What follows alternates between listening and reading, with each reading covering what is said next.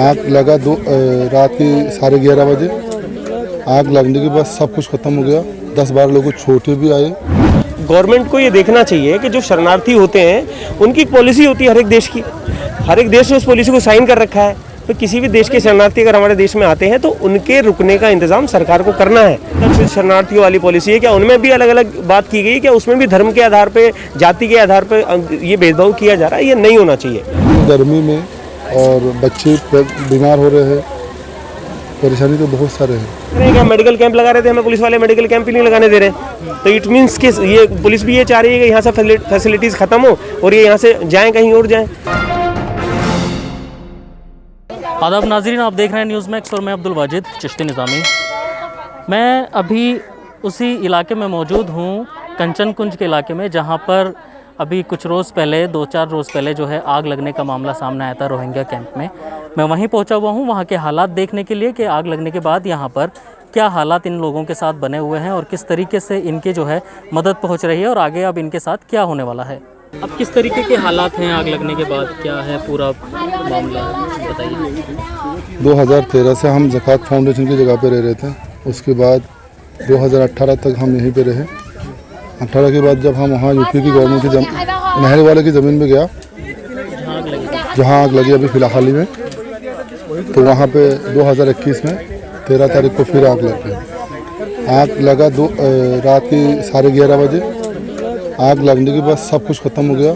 10-12 लोग छोटे भी आए, हाथ में पैरों में लगा, दवाई इलाज वगैरह किया, फिर वो लोग ठीक हो गए। फिर ये जिस जगह पे हम पहले रहते थे उस जगह में टेंट बना के दिया दिल्ली गवर्नमेंट ने। यहाँ पे टेंट बना दिया और पंखा वंखा भी लगा दिया, पानी भी बंदोबस्त कर दिया। तो यहाँ पे आज चौथा दिन है, तो ये जगह जो दिया वो 5 दिन के लिए है। तो यहाँ पे ज़कात फाउंडेशन की जगह पे 40 फैमिली की टेंट लगाया। तो फिर बिल्कुल जस्ट पीछे यूपी की जगह है, उसमें लगाया 15 फैमिली का।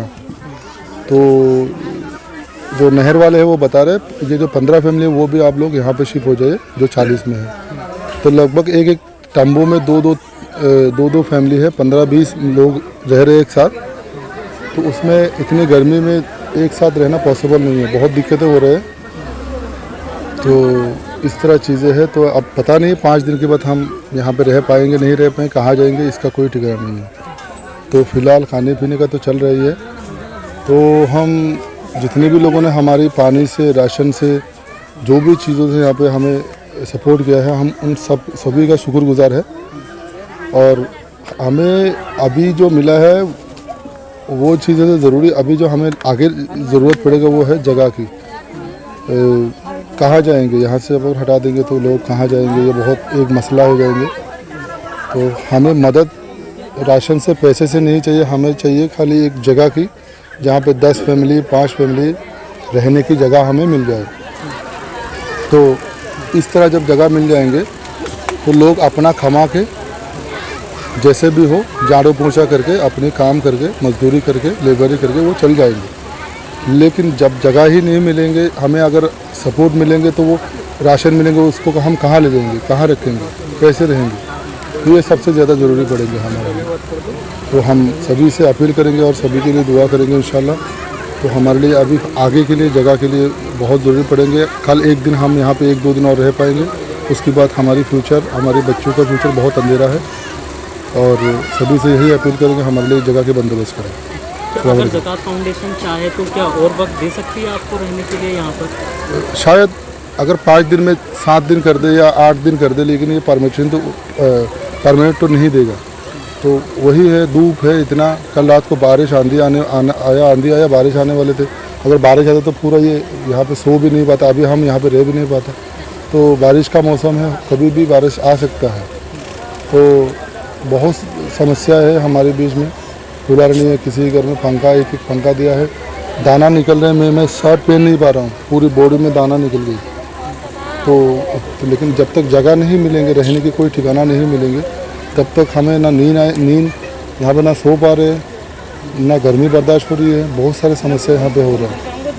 तो जगह सबसे मेन ज़रूरी है हमारे लिए। हमारी राशन से या पैसे से नहीं, सबसे मेन ज़रूरी जो है वो जगह की है। हम यह अपील यही करेंगे। देखिए, मैं ये बोलना चाहूँगा कि ज़कात फाउंडेशन की अगर हम बात करें, ज़कात फाउंडेशन एक ऑर्गेनाइजेशन है और उसकी कोई रिस्पॉन्सिबिलिटी नहीं है शरणार्थियों को रोकने की। शरणार्थी, हम तो ये कह रहे हैं चलिए ज़कात फाउंडेशन ने देख के 5 दिन के लिए मौका दे दिया, तो गवर्नमेंट की रिस्पॉन्सिबिलिटी है। गवर्नमेंट को ये देखना चाहिए कि जो शरणार्थी होते हैं उनकी एक पॉलिसी होती है हर एक देश की, हर एक देश ने उस पॉलिसी को साइन कर रखा है। तो किसी भी देश के शरणार्थी अगर हमारे देश में आते हैं तो उनके रुकने का इंतज़ाम सरकार को करना है। और सरकार को ये हम यहाँ देख रहे हैं लगातार पिछले 4-5 दिन से सरकार बिल्कुल भी गंभीरता से इस मामले को नहीं ले रही है। यहाँ आपसी डिस्प्यूट चल रहा है सरकार का, यूपी का लैंड, दिल्ली का लैंड, आपस में ये लोग उलझे पड़े हैं। भाई शरणार्थी हैं, देश के शरणार्थी हैं, यूपी भी देश के अंदर आता है, दिल्ली भी देश के अंदर आता है, तो इनकी रिस्पॉन्सिबिलिटी है, इनको करना होगा इनके लिए कहीं ना कहीं बेहतर इंतजाम। अगर ये नहीं करें, मैं तो ये कहूँगा कि सरकार में दोगला व्यवहार ये बेसिकली एक तरीके से हो रहा है। दूसरे देश के शरणार्थियों को हम देख रहे हैं बेहतर फैसिलिटीज़ मिल रही हैं, दूसरे देश के शरणार्थियों को हम देख रहे हैं उनका वैक्सीनेशन हो रहा है। मैंने भी देखा राजस्थान में वैक्सीनेशन हुआ एक शरणार्थी के ग्रुप का, दिल्ली के अंदर अलग अलग जगह दूसरे शरणार्थी रह रहे हैं, दूसरे राज्यों से आए, दूसरे देशों से आए हुए, उनके लिए बेहतर फैसिलिटीज़ हैं, लग्जरी फैसिलिटीज़ हैं। इनके लिए कोई फैसिलिटीज़ नहीं है क्या? उस पॉलिसी के अंदर जो शरणार्थियों वाली पॉलिसी है क्या उनमें भी अलग अलग बात की गई? क्या उसमें भी धर्म के आधार पर, जाति के आधार पर ये भेदभाव किया जा रहा है? ये नहीं होना चाहिए। हम तो सरकार से ये अपील करने की कोशिश करेंगे। आप ये देखिए, बारिश का मौसम हो रहा है, बारिश का मौसम हो रहा है, अगर बारिश पड़ जाएगी तो इसी सूरत में क्या करेंगे? बारिश अगर होगी तो कहाँ लोग रुकेंगे? तो सारे हालात देखते हुए सरकार को गंभीरता से इस मामले को लेना होगा। और यहाँ फैसिलिटीज़ आ रही हैं, एनजीओ तमाम ऑर्गेनाइजेशंस आके काम कर रही हैं, तमाम ऑर्गेनाइजेशंस आके खाना, कपड़ा, ज़रूरत की चीज़ें पहुँचाने की कोशिश कर रही हैं, बट देयर आर वो रिस्पॉन्सिबल नहीं है इन सारी चीज़ों के लिए, वो जगह मुहैया नहीं करा सकते, वो लैंड मुहैया नहीं करा सकते हैं। हम तो ये देख रहे हैं कि हम मेडिकल कैंप लगा रहे थे, हमें पुलिस वाले मेडिकल कैंप ही नहीं लगाने दे रहे हैं। तो इट मीन्स कि ये पुलिस भी ये चाह रही है कि यहाँ से फैसिलिटीज़ ख़त्म हो और ये यहाँ से जाएँ कहीं और जाएँ।